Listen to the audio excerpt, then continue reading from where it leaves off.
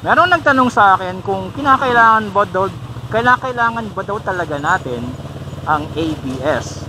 Kasi nagbabalak daw siyang bumili ng motor. Yung motor na bibilhin niya ay merong ABS variant at merong non-ABS variant. Mas mura daw yung walang ABS kesa dun sa merong ABS, which is true. Tama naman yun. So ang tanong niya sa akin kailangan daw ba ang ABS? Ang sagot ko ay no, pero yes. Ang gulo, no? Okay, discuss muna natin kung ano yung no. Okay. Hindi natin kinakailangan ng ABS. Ang kinakailangan natin is mag-aral ng proper braking skill. Ang proper braking skill, regardless kung may ABS o walang ABS ang motor, it is more than enough para makuha natin yung safety and performance na hinahanap natin sa ating mga big bikes. Again, it's all about the skill. Ang mga technology na binibigay sa atin ng manufacturers, yan ay mga rider aids. Ibig sabihin, taga-assist lamang yan. Rider assist, rider aids, tech assist, mga pang-suporta lang yan.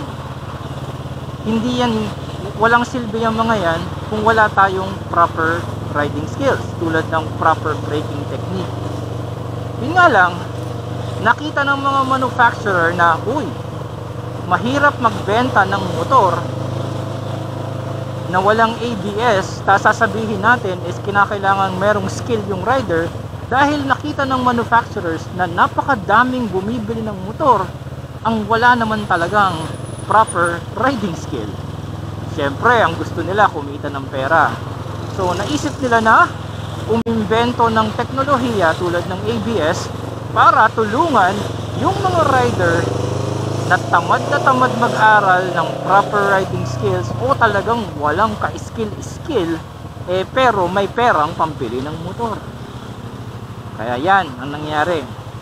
Nagiging over-dependent tayo sa technology. Papaano kung yung ABS mo ay biglang pumalpak? Anong magiging backup mo? Wala. Paano naman kung halimbawa meron kang skills pero nakadepende ka pa rin sa ABS? Sasabihin mo na ang backup mo ay yung skills mo. Okay, sige. Pwede naman yun. Pero hindi ba mas maganda na umaasa ka sa skills mo, tapos ang backup mo is yung technology? Kaya ang sagot ko rin sa tanong na kailangan ba natin ng ABS is yes. Kinakailangan natin ng anti-lock braking system. At kinakailangan nga natin yung talagang sophisticated na dual channel independent control modules. At kailangan natin ng lean sensitive ABS, na kailangan natin yung ABS na pwedeng baguhin ang intervention level. Kailangan natin ng ABS na pwedeng i-turn off. Kinakailangan natin ng teknolohiya. Kasi nagiging sobrang lalakas na ng motor natin, ang bibilis na ng motor natin. Kinakailangan talaga natin ng tulong ng technology. Pero wag nating kalimutan na ang technology, yan ay mga aids o yan ay mga katulong. Ito, sa mga naka-experience na merong katulong sa bahay, okay, yung katulong nyo ba sa bahay, siya ba ang nagtatrabaho para kumita ng pera para pakainin ng pamilya nyo? Hindi. Siya ba ang nag-aalaga ng anak mo at tinatawag ng mommy o daddy ng iyong anak salip na ikaw na magulang? Hindi.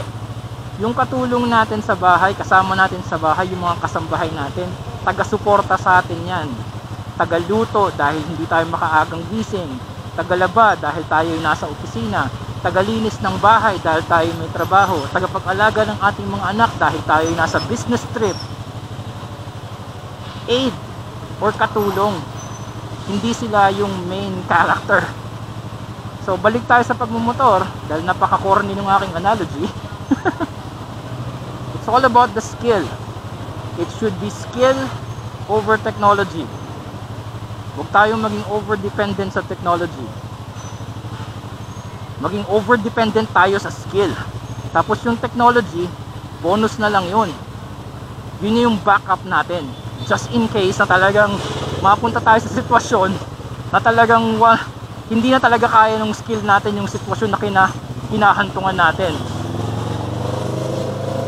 So again, do we need ABS? No, we need skills. But yes, because we need all the help we can get from technology, and it's a good thing that we have technology. Okay. It's the same question. Pag ang tinanong is, do we need traction control? It's the same answer.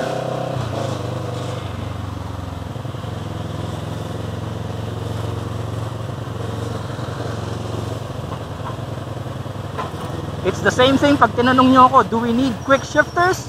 It's the same thing.